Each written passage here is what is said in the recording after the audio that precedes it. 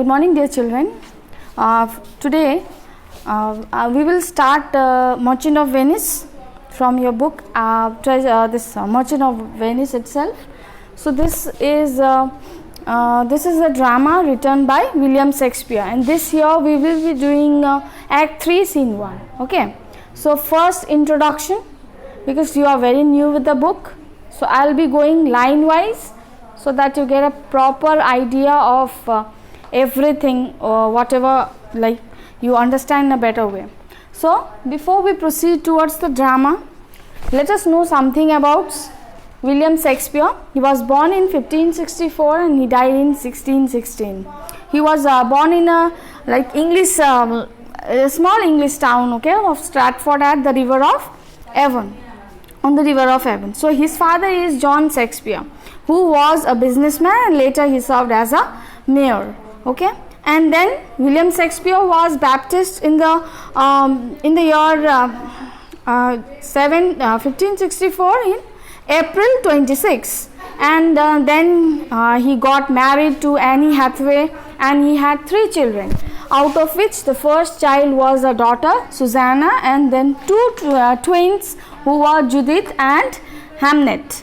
Okay, and then we are very much known about William Shakespeare. He is the most dramatist play of times. Okay, and then he is also considered to be the god of drama.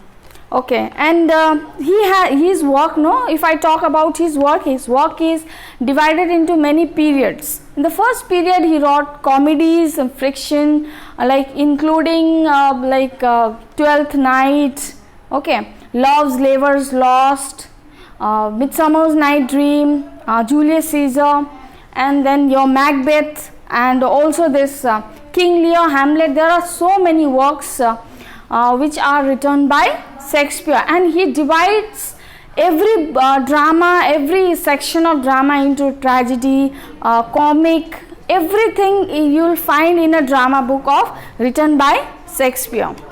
Okay, now let us proceed towards the drama which we are reading, that is Merchant of Venice, Act 1, Scene 1.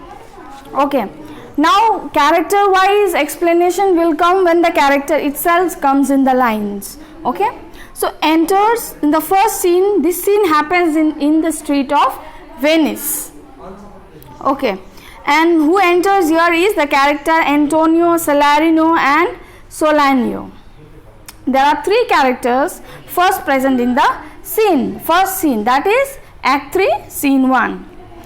Okay, the first speaker we have is Antonio. He says, "In sooth, I know not why I am so sad, it wearies me. You say it wearies you, but how I caught it, found it, or came by it, what stuff is made of, whereof it is born, I am to learn." Okay, so in the first line, what he says is, through his line we understand that he is talking about himself. Yeah, so what he is talking is, he is possessed by a kind of sadness. Okay, but sadness to which he himself is unknown. So he is not able to tell why he is so sad. Okay, and how I caught through it, what is the reason of my sadness, from where I got caught hold of this sadness. He is unknown of everything. Okay, and then he says what stuff is made of, whereof it is born. That means from the source of this sadness he is unknown to that. Okay, and such a want with sadness makes of me that I have much ado to know myself. That means through this sadness, okay, I am understanding about myself, that I have to know about myself or more. That means yet I have not known about myself. I don't know myself. Okay, because when we are sad, we know the reason, no? But here Antonio, he himself doesn't know the reason of his sadness, and so that's why he makes a statement that he himself doesn't know from where he got through this sadness and what is the reason behind. Okay, then Salarino speaks on this. "Your mind is tossing on the ocean. There were your argosies with portly sail, like signors and rich burglars on the flood. or as it were the pigeons of the sea do overpeer the petty traffickers. Okay, Salarino is a good friend of Antonio. He is one of the character again, not so important character I would say, because he comes very less in the drama. Okay, and he is a well-wisher of Antonio and Bassanio. Now what he is telling is, first and foremost about Antonio I will tell. Antonio is a merchant. He is a merchant in Venice who does all kind of import and exports. So then we understand that he is he does import and export through sea and ships. Okay, so here Salarino thinks that the sadness of Antonio, the reason of his sadness is because all his Argoses means the ships, merchant ships. So all his merchant ships are on sailing on the sea, and he is worried about those ships coming back safely to him, because the whole business of his lying in the sea. Okay, that's why he is thinking that he is sad because your ships are sailing. You are worried about those. How? Because there are not only there are rich like jewels, or there are so many lots and lots of money like invested in those ships. Not only that, it has a very rich like high class people also sailing on that ship. Okay, and he believes that like signors and rich burglars on the flood, or as it were the pigeons of the sea do overpeer the petty traffickers. Okay, Argoses means large merchant ships. Okay, then what he is thinking? He is thinking there are a lot of petty traffickers in the sea. Not only in the land, there are sea pirates. No, so they can also attack that, like water thieves, robbers. There are so many things that can also affect this ship, that merchant ship. That's why he is worried that the other ships may come and like hijack my ship, and I may be like a condition of a beggar might come, because the whole I said there are only one source that he is doing through the ship, and if that ship itself is like caught hold of something, then it's hard for him to business, right? So that's the reason. Now do overpay the petty traffickers and courtesy to them, and do them reverence. And he also says, Salarino also says that when his ships are sailing in the sea, there are so many other ships, the small ships. Okay, and now what? This merchant ship is sailing in a very fast pace, very fast speed. So the other small ships, okay, commercial ships, others they give as if it seems like they are giving a very due respect by bowing. How? And they just cross them. Understood? That means because there are a lot of like senior people, very respected, honorable people sitting out in that ship.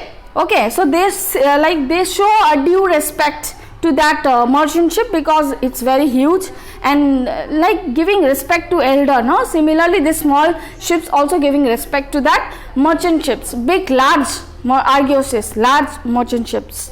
Okay. And later, and they fly by them with their woven wings, and even what they do is they can even like loot, rob some very important, expensive, like precious jewels that were kept in that merchant ships, and they can easily take it away by flying through woven wings. Understood? That means showing respect, outward respect, and from inner destroying everything. No, so that intention is Salarino is thinking that these kind of thoughts are going inside the mind of Antonio. That's the reason for his sadness.